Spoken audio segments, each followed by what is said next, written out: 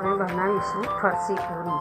આમાં મેં 1 cup મેદો, 1 cup ઘઉંનો લોટ અને અડધો કપ સોજી અને મીઠું મરી એ નાખ્યું.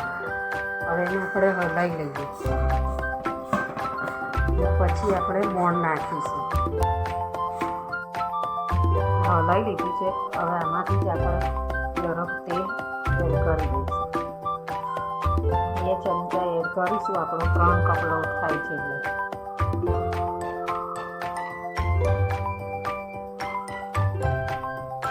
એટલે આપણે એને હલાવી લઈશું.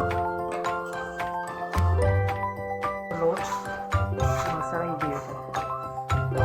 પડે એવો લોટ નાખવાનો પડે તો તમારી પૂરી એકદમ ફરસી થશે. હવે આપણે જરૂર મુજબ પાણી લઈ અને લોટ બાંધી દઈશું.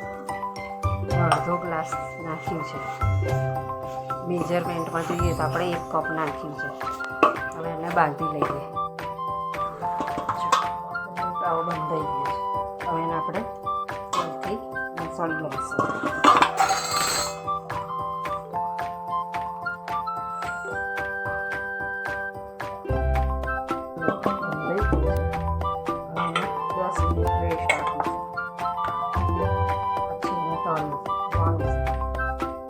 લોટ હવે 15 મિનિટ થઈ ગઈ છે. સોફ્ટ થોડો થઈ ગયો છે. હવે આપણે એને મસળી પછી લોહીયા પાડી લઈએ.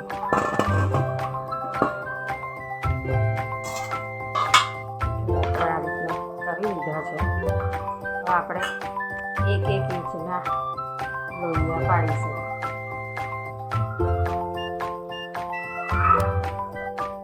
ગરમ કરવા મૂકી દીધું છે. પૂરી વણાઈ ગઈ છે. હવે એને આપણે તળી લઈશું. તેલ આવી ગયું છે.